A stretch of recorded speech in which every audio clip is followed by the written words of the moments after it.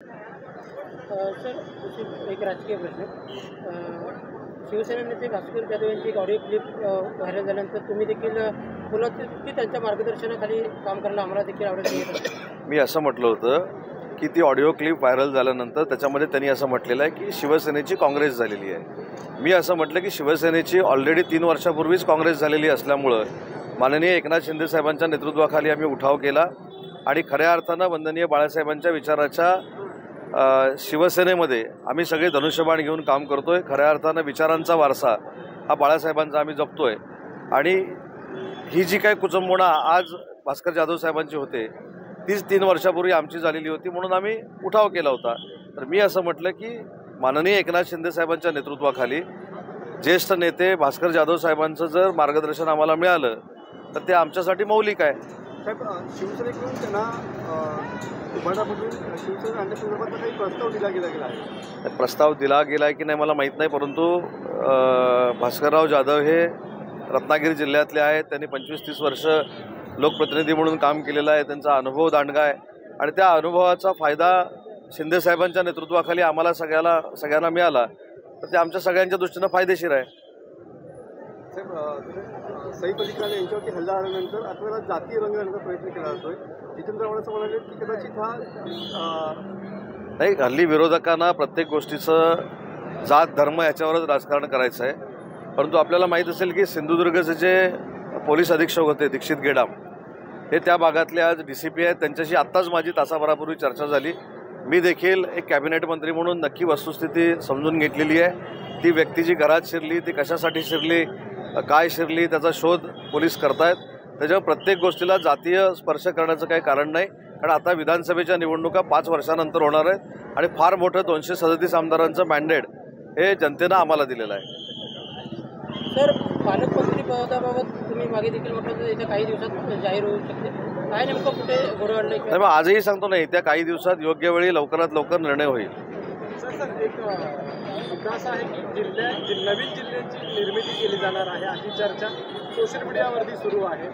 नेमकं शासन सध्या काय निर्णय घेण्याच्या विचारात नाही, याबद्दल कुठंच कॅबिनेटमध्ये देखील चर्चा झालेली नाही, कुठेही आम्हाला माहिती नाही.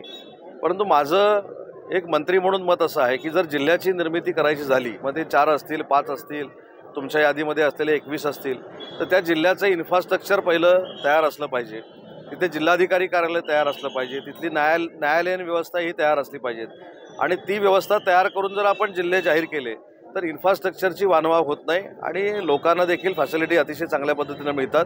आणि म्हणून नवीन जिल्हे निर्माण करत असताना पहिलं इन्फ्रास्ट्रक्चर रेडी करून जर केले तर मला असं वाटतं की तो जनतेला फायदा होईल. साहेब, आघाडीच्या सरकारच्या काळात धनंजय मुंडे जेव्हा कृषी मंत्री होते तेव्हा साहित्य खरेदीमध्ये काही नियमांमध्ये बदल केला. या संदर्भात न्यायालयाने आपलं राज्य सरकारला विचारलंय की नेमके हा साहित्य खरेदीच्या बदलामध्ये निकष का बदलले म्हणून. पण त्यावेळी सरकार महाविकास आघाडीचं होतं. त्यामुळे मला असं वाटतं की जर कायद्यामध्ये बदल केले असतील किंवा नियमामध्ये बदल केले असतील त्यासाठी कॅबिनेटमध्ये यावं लागतं. मंत्रिमंडळाचे प्रमुख हे मुख्यमंत्री असतात, त्यांच्या नेतृत्वाखाली ती बैठक चालत असते.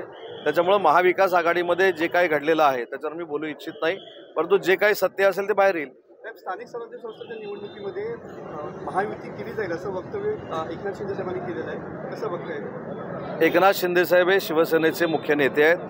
त्यांची भूमिका म्हणजे शिवसेनेची भूमिका आहे. आमची देखील ग्रामपंचायतीपासून खासदारकीच्या निवडणुकीपर्यंत महायुती करूनच लढायची तयारी आहे, कारण शेवटी आमच्या निवडणुका ह्या विधानसभेच्या होतात, खासदारकीच्या निवडणुका होतात. आम्ही आमच्यासाठी महायुती करतो आणि ज्यावेळी कार्यकर्त्यांच्या निवडणुका येतात त्यावेळी आम्ही सेपरेट लढतो.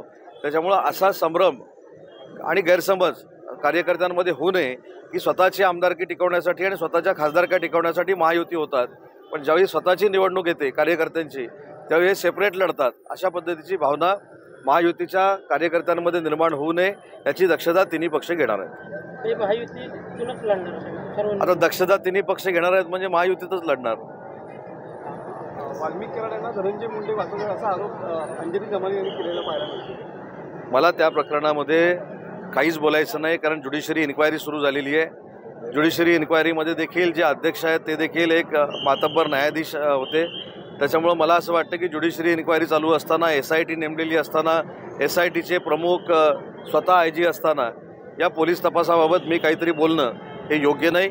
मला असं वाटतं की मी स्वतः संतोष देशमुख कुटुंबाची भेट घेतलेली आहे. मी स्वतः धनंजय देशमुखांशी बोलत असतो आणि त्याच्या पलीकडे त्यांच्या कुटुंबाला जी जी काय मदत लागणार आहे, अगदी घर बांधण्यापासून, त्याची जबाबदारी एकनाथ शिंदे साहेबांनी स्वीकारलेली आहे. शिवसेना म्हणून आम्ही त्यांच्यासोबत आहोत आणि देशमुख कुटुंबाला न्याय दिल्याशिवाय आम्ही गप्प बसणार नाही. वाल्मिकांचं सिम कार्ड आता परदेशात असं आढळून आलेलं पाहायला अमेरिकेपर्यंत त्यांचं कनेक्शन अमेरिकेमध्ये, दुबईमध्ये त्यांचं सिम कार्ड कुठचं आहे हे मला काहीच माहीत नाही. त्याच्यामुळे त्या तपासामध्ये त्यांच्या बाबतीतली अशी भूमिका पोलिसांच्या जर समोर आली असेल तर पोलीस त्याच्यावर कारवाई करतील. आंबेडकरी अनुयायांचा आज लॉंग मार्च पाहायला मिळणार आहे.